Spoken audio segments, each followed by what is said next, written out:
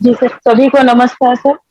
मैं मृदुला सिन्हा, मध्य विद्यालय सिंधुआर, दाऊदनगर, जिला औरंगाबाद में शिक्षिका के पद पर हूँ और मैं आभारी हूँ teachers for change, right to education forum और हसरत मोहाली साइंस घर की, जिन्होंने मुझे आज इस मंच पर आमंत्रित किया। साथ ही मैं आभारी हूँ आदरणीय गालिब सर की भी, जो अपने आप में संपूर्ण रूप में शिक्षा का महाकाव्य है और जिनमें इतना जोश है और शिक्षा के लिए और बच्चों के लिए कुछ करने की इतनी ललक है कि वो हमें भी अच्छा करने को प्रेरित करती है। तो मैं अपनी बात शुरू करना चाहूंगी अपने अनुभव से। जब मैंने स्कूल ज्वाइन किया 2014 में, उस समय जब शुरुआत थी तो मन में बहुत सी थी बातें कि मुझे बहुत अच्छा करना है अपने विद्यालय में। और मैं उस समय सरकारी विद्यालय की स्थिति से पूरी तरह परिचित भी नहीं थी कि अभी क्या स्थिति है। हालांकि मैं सरकारी विद्यालय से ही पढ़ी हूँ, लेकिन जिस वक्त ज्वाइन की उस वक्त मुझे पता नहीं था कि आज के समय में क्या स्थिति है। तो काफी जोश भरा हुआ था कि मैं कुछ अच्छा उसमें करूंगी। लेकिन जब विद्यालय पहुंची और वहां जब यथार्थ से सामना हुआ, मैंने ये देखा कि जहां मेरी पोस्टिंग हुई है, गांव है सिंधुआर, वो बहुत ही पिछड़ा हुआ गांव है और जहां चारों ओर सिर्फ अशिक्षा और गरीबी ही थी।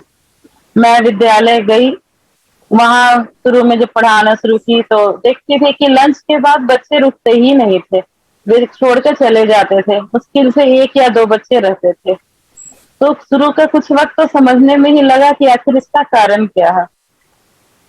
फिर मैंने धीरे धीरे इस चीज को देखा कि क्लास के शुरू में बच्चे रहते तो हैं क्लास में, लेकिन अगर कुछ क्वेश्चन करूं तो उसका जवाब नहीं देते हैं। तो मैंने कारणों की समीक्षा की तो मैंने यह महसूस किया कि मैं पढ़ा तो रही हूँ क्लास 8 को, जैसे सपोज मैं मैथ पढ़ा रही हूँ तो क्लास 8 को तो पढ़ा रही हूँ, लेकिन अधिकांश बच्चे ऐसे हैं जिन्हें जोड़ घटाव भी नहीं आती है। तो वो कैसे रुचि लेंगे? तो जब मुझे ये कारण पता चला तो मैंने फिर उस पे एक कार्य योजना बनाई और मैंने बच्चों को जितना वो जानते हैं वहीं से शुरुआत की मैंने।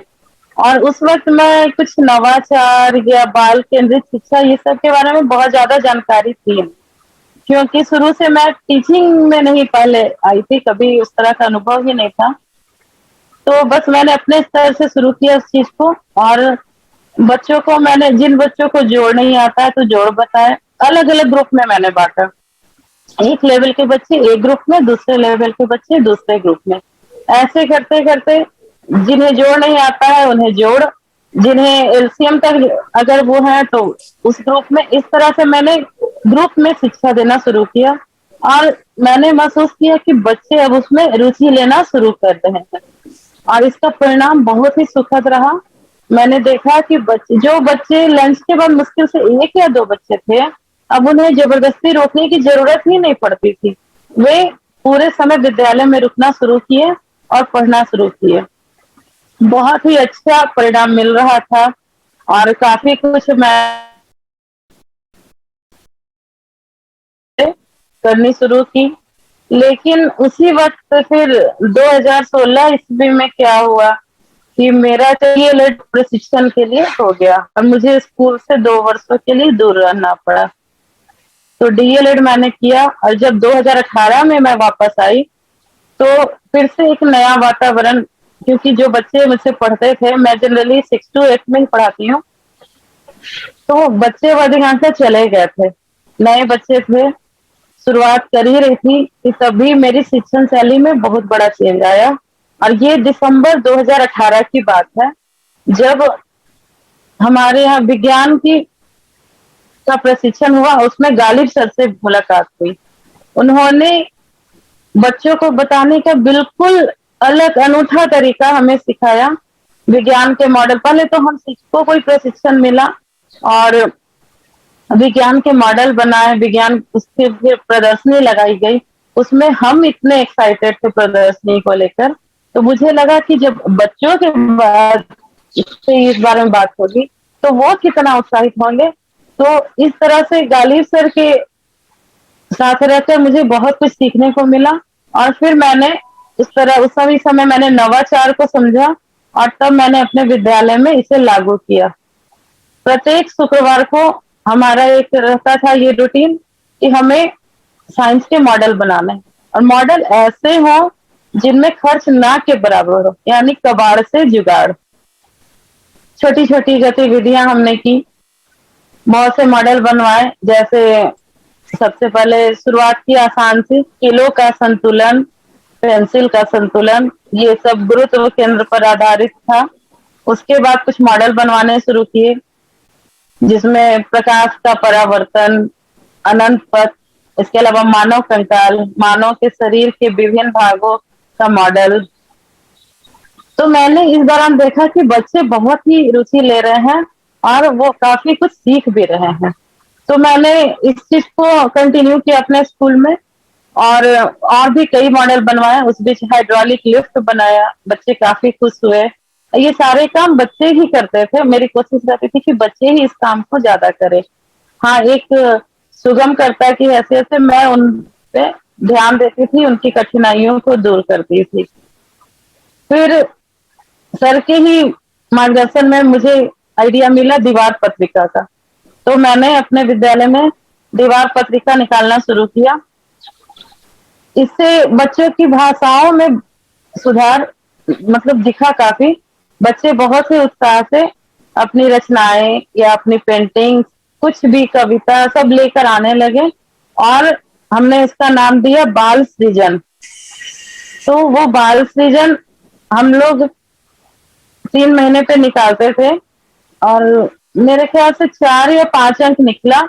उसके बाद फिर बीच में स्कूल बंद, कोरोना आया तो स्कूल बंद हो गया। उसके अलावा मैंने गतिविधि आधारित शिक्षण पे बल दिया। मैंने ये गौर किया कि अगर हम पुरानी पद्धति पे बच्चों को पढ़ाते हैं तो बच्चे उतना इंटरेस्ट नहीं लेते हैं, क्योंकि वो उन्हें बोरिंग लगता है। विशेषकर विज्ञान के, मैं चूंकि विज्ञान की शिक्षिका हूँ, तो गतिविधि आधारित शिक्षण मुझे लगा अधिगम को संपूर्ण बनाते हैं, तो मैंने उस पर जोर दिया। जितनी भी गतिविधियां हैं, चाहे वो पाठ्य पुस्तक में हो या कुछ अलग, वो सारे बच्चों से मैं करवाती थी क्लास के दौरान ही। और उसका फल ये हुआ कि बच्चे उसे अच्छी तरह से सीखने लगे। और तो और बच्चे ही उस सारी थ्योरी, जो भी टॉपिक को पढ़ाना है, मैं बच्चों को ही आमंत्रित करती थी कि आप इस क्लास के शिक्षक हो और आपको ही इस टॉपिक को समझाना है। तो इसका भी असर दिखा। बच्चों में जो झिझक थी वो मिटी। वो ब्लैक बोर्ड पर आकर मैं फिगर वगैरह बना देती थी, क्योंकि उसने अभी उनमें आत्मविश्वास नहीं आया था। तो मैं उनको बोर्ड पे काफी कुछ सपोर्ट करती थी और उसके बाद वो उस चीज को एक्सप्लेन करते थे आकर। ऐसे बहुत से कार्य हुए। इसके अलावा सांस्कृतिक कार्यक्रम भी मैंने करवाया, जिसमें बच्चों ने बहुत ही मन से भाग लिया। इसके अलावा मेरा एक और नवाचार हुआ सुपर शनिवार। सुपर शनिवार में क्योंकि बच्चे 5 दिन लगातार पढ़ते पढ़ते मुझे लगता है कि बोर हो जाते हैं, कुछ एक्साइटेड और कुछ लर्निंग से रिलेटेड चीज हो तो ज्यादा अच्छा होगा। तो मैंने सुपर शनिवार, ये पूरी तरह से कला आधारित था, क्योंकि शुक्रवार का दिन हमने विज्ञान के लिए छोड़ा और शनिवार को ये पूरी तरह से कला आधारित तो था ही, और बच्चों के व्यवहार में परिवर्तन आए उसके लिए भी। क्योंकि मैंने पहले ही बताया, मेरा विद्यालय ऐसी जगह में है जहाँ बच्चे मुख्य धारा से बिल्कुल कटे हुए हैं। अगर कभी मेरे विद्यालय आने का मौका मिला तो आप पाएंगे कि बच्चे बहुत कुछ नहीं जानते हैं। यहाँ तक कि वो सफाई के प्रति भी जागरूक नहीं है। शिक्षा तो दूर की बात है, जो आधारभूत आवश्यकताएं हैं उनके बारे में भी उन्हें पता नहीं है। तो मैंने ऐसी ऐसी एक्टिविटीज करवाई जिनसे उनके व्यवहार में भी परिवर्तन हो और वो कला से भी जुड़े। इसके अलावा मैंने चेतना सत्र में गतिविधियां करवानी शुरू की। चेतना सत्र में कई गतिविधियां हमारी होती थी। उनके शारीरिक स्वास्थ्य के लिए पीटी करवाया जाता था। क्विज का संचालन बच्चों के द्वारा ही होता था। हमने एक दिन पहले ही हम चेतना सत्र में बच्चों को, किसी एक बच्चे का चयन बच्चों के द्वारा ही कर लिया गया और उस बच्चे को ये था कि आप ज्यादा नहीं, 5 से 6 प्रश्न आप तैयार करें और अगले दिन चेतना सत्र में इस चीज को और बच्चों के सामने रखे और उनसे उत्तर लिया गया। उनके प्रोत्साहन के लिए जो बच्चे जवाब देते थे उनका तालियों से स्वागत भी किया जाता था। इसके अलावा कविता वाचन, भाषण, प्रेरक प्रसंग ऐसी कई गतिविधियां हमने करवाई। इसका फायदा यह हुआ कि बच्चों में झिझक मिटी, उनमें आत्मविश्वास आने लगा और इसका बहुत ही अच्छा रिजल्ट। अब एक बच्चे नहीं, ऐसा होता था कि कई बच्चे अपने हाथ खड़ा करते थे कि मुझे ये कहना है, या मैं कल क्विज करवाऊंगा या करवाऊंगी, या मैं कविता पढ़ूंगी। उनमें से बच्चों का चयन करना पड़ता था हम। तो ऐसे बहुत सी चीजें बहुत ही अच्छी रही। फिर कोरोना का समय आया, काफी कुछ छूट गया। अब जब खुला है फिर से वही समस्या मेरे साथ कि फिर से काफी नए बच्चे हैं और बहुत ही दिक्कत होती है उनमें फिर आत्मविश्वास लाने की। लेकिन यह कोशिश जारी है और अभी भी मैं वहाँ की जो गतिविधियां हैं उसमें और चेंजेस मैं ला रही हूँ। धीरे धीरे कुछ और नया करने की कोशिश है ताकि बच्चे और अधिक सीख सकें। तो अभी हमने उन्हें स्वच्छता पखवाड़ा मनाया गया था, तो उसके साथ हमने उन्हें स्वच्छता के लिए प्रेरित किया। वृक्षारोपण करवाए, पेड़ हम लगवाते थे, लेकिन ऐसा होता था कि कभी लंबे समय तक विद्यालय बंद हुआ तो गांव के लोग ही उस पेड़ को जला देते थे, क्योंकि उनमें समझ ही नहीं है अभी कि क्या हमारे लिए महत्व है पेड़। तो काफी विषम परिस्थिति में कार्य तो हम कर रहे थे, फिर भी मैंने हौसला नहीं छोड़ा और बच्चों को सिखाना शुरू रखा। अभी भी हर शनिवार को मैं कुछ ना कुछ कार्य ऐसा करवाती हूँ स्कूल खुलने के बाद, क्योंकि 16 अगस्त से स्कूल खुले हैं। उसके बाद से हर बार कुछ ना कुछ नया करवाना। ये कभी आज इसमें कोशिश ऐसी होती है कि बच्चे सीखे तो है और उसमें खर्च बिल्कुल ना के बराबर हो। तो इसके लिए मैंने ओरिगामी का भी सहारा लिया, पेपर से तरह तरह की आकृतियां बनाना सिखाना कई करवा चुकी हूँ मैं। जैसे एक खिलौने पर मैं ज्यादा जोर देती हूँ क्योंकि बच्चे खिलौने में ज्यादा इंटरेस्टेड होते हैं। तो उन्होंने एक शनिवार को पेपर से ही मेढक बनाया है, फ्रॉक बनाया। एक शनिवार को हमने मिलकर सारे विद्यालय की सफाई की और वृक्षारोपण किए नए नए, क्योंकि सारे पेड़ खत्म हो चुके थे तो नए नए पेड़ लगवाए। एक दिन उसके बाद की एक घटना मैं यहाँ बताना चाहूंगी कि एक शिक्षक कैसे बच्चों को प्रभावित कर सकते हैं। तो जब हमने वृक्षारोपण कर लिया उसके दूसरे सप्ताह की बात है, 2 दिन की छुट्टी थी विद्यालय की। उसके बाद जब हम लोग विद्यालय पहुंचे तो ऐसी घटना हमारे साथ हमेशा होती है। पूरा विद्यालय गंदा था, गांव के लोग हमेशा ही ऐसा करते हैं। और तो और एक खिड़की के ऊपर जो छज्जा होता है वो सीमेंटेड पूरा तोड़कर पेड़ों के ऊपर फेंका हुआ था, जो नन्हे नन्हे पौधे थे उनके ऊपर फेंका हुआ था। पूरे वो सीमेंट के सब बड़े बड़े पत्थर थे सब। तो बहुत ही शुरू में बुरा लगा, एक हताशा हुई कि अब कुछ करवाने से फायदा है नहीं, यहाँ तो कोई फायदा होता नहीं है। लेकिन ये हताशा थोड़ी देर के लिए रही। उसके बाद मैंने सोचा कि नहीं, अब कुछ ना कुछ तो करना है। तो मैंने उस दिन क्या किया, मैंने किसी से कुछ नहीं कहा क्योंकि मुझे पता नहीं था किसने किया, गांव के लोग किए या हमारे ही बच्चे किए। मैंने सिर्फ क्या किया कि जितने बड़े बड़े पत्थर थे उनको उठाकर खुद से सफाई करनी शुरू की। मैंने उठा के एक जगह से किनारे कहीं और फेंकना शुरू किया उनको। तो ऐसा करते देख बच्चे मेरे साथ आए, बोले नहीं मैम आप हटिए, हम लोग सफाई करेंगे। ये हम मैं उन्हें हमेशा सिखाती हूँ कि ये आपका विद्यालय, आपको इसे साफ रखना है। तो ये जो घटना थी उस दिन मैंने अपनी जिंदगी में शायद पहली बार कुदाल उठाया और काफी सफाई की। इसे देखकर बच्चे काफी उत्साहित हुए और उन्हें भी बुरा लगा, तो वो भी सारे बच्चे मेरे साथ आ गए और उन्होंने हम सब ने मिलकर पूरे विद्यालय परिसर की सफाई की। हमने फिर से नए पेड़ लगाए कि कितनी बार भी वो टूटे, हम फिर ये कोशिश हम छोड़ेंगे नहीं और फिर से हम नए पेड़ लगाए। और इस घटना का फल हम अब ये देखें कि इस घटना को 15 दिन से अधिक हो गए हैं, शायद 15 दिन हो गए। तो अब उसके बाद से ये गंदगी नहीं फैली है और तो और बच्चे ऐसा जुड़ाव महसूस कर रहे हैं कि वो अब सफाई भी। कल की घटना मैं बता दूं कि चेतना सत्र के बाद जब मैं ऑफिस में आई और फिर जब थोड़ी देर के बाद जब मैं क्लास में जाने लगी तो मैंने देखा क्लास 8 और 7 दोनों की लड़कियां ग्रुप में पूरे फील्ड की सफाई कर रही थी। मतलब मुझे एक अच्छा सरप्राइज मिला। तो काफी गर्मी थी, मैं भी उनके साथ रही। फिर वो इतना थक गई थी, मैंने उन्हें कहा कि अब आज नहीं, बाकी की सफाई हम लोग बाद में करेंगे।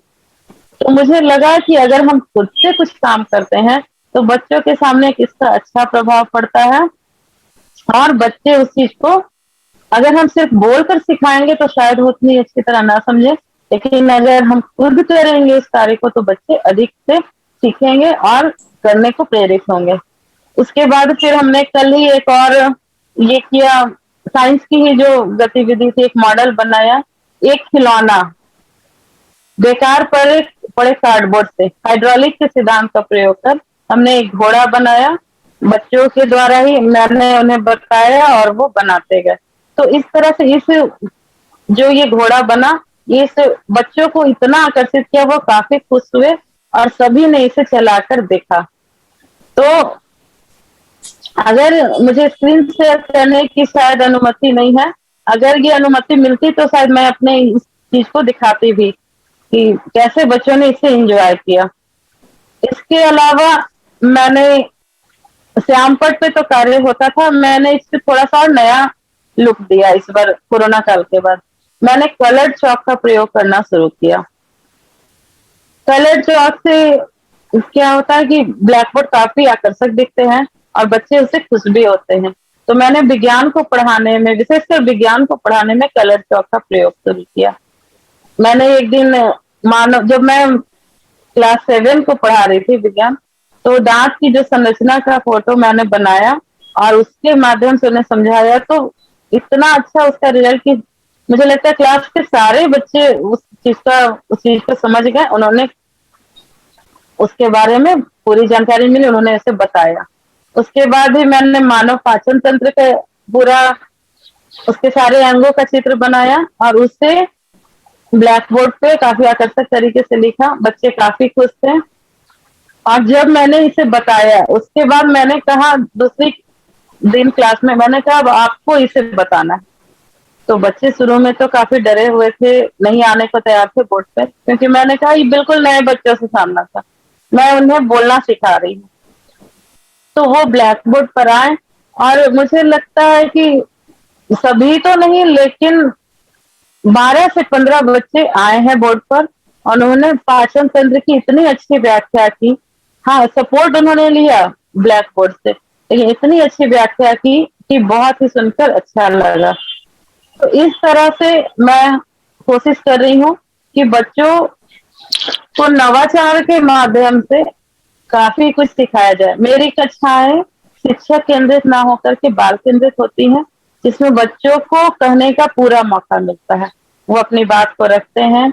और साथ ही मैं एक और नवाचार भी शुरू करने जा रही हूँ, जिसको मैंने नाम दिया हर बच्चा एक शिक्षक। इसमें मैं ये करूंगी कि हर बच्चे का एक दिन चयन होगा और वो अपने हिसाब से अपनी ही रुचि का कोई भी टॉपिक लेकर वो अन्य बच्चों को कुछ सिखाएगा। इससे होगा बच्चों के व्यक्तित्व में बहुत सुधार आएगा, वो अच्छा बोलना सीखेंगे और साथ ही उनमें आत्मविश्वास भी आएगा कि कैसे बोला जाए किसी सबके बीच में, समूह में अपनी बात को कैसे रखा जाए। इसके अलावा और भी, जैसा कि गालिब सर ने कहा, हम कुछ शिक्षकों का समूह है जो कि दाऊद नगर में हम एक त्रैमासिक ई मैगजीन, ई पत्रिका निकाल रहे हैं जिसका नाम है ललक उड़ान की। इसका शीर्षक भी हमने बहुत सोच समझ कर दिया और बच्चों को ही ध्यान में रख कर दिया, ललक उड़ान की।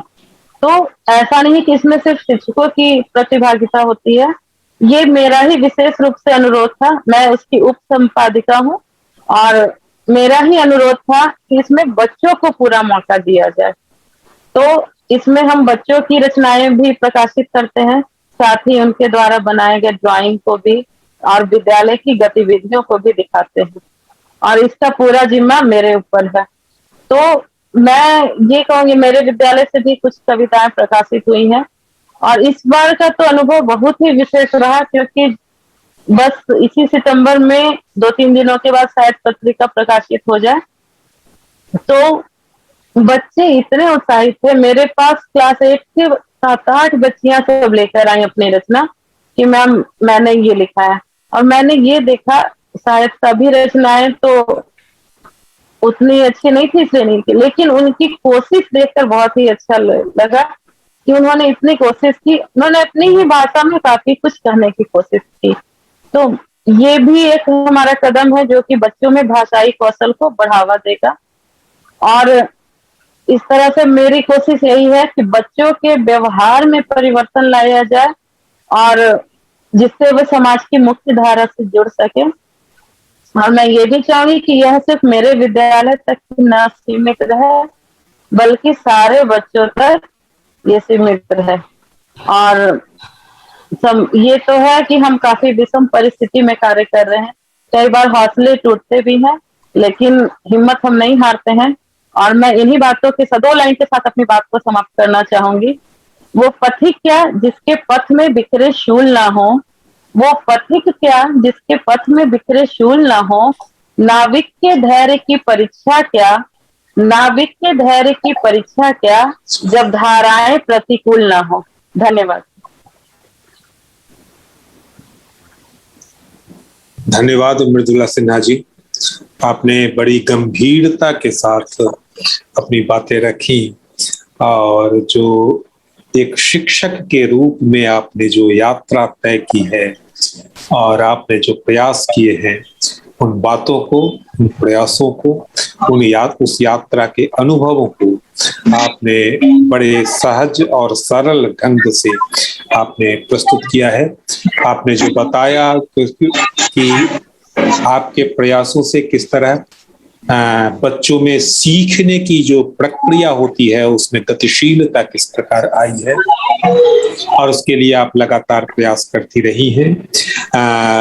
उसके कारण आपके प्रयासों से जो विद्यालय का शैक्षिक वातावरण है वह किस तरह बदला है, और इसके साथ ही जो शिक्षा का जो उच्चतर उद्देश्य व्यक्तित्व निर्माण और समाज निर्माण की तरफ जो जाता है, उस उद्देश्य के लिए भी आप लगातार प्रयास कर रही हैं और वह हो रहा है।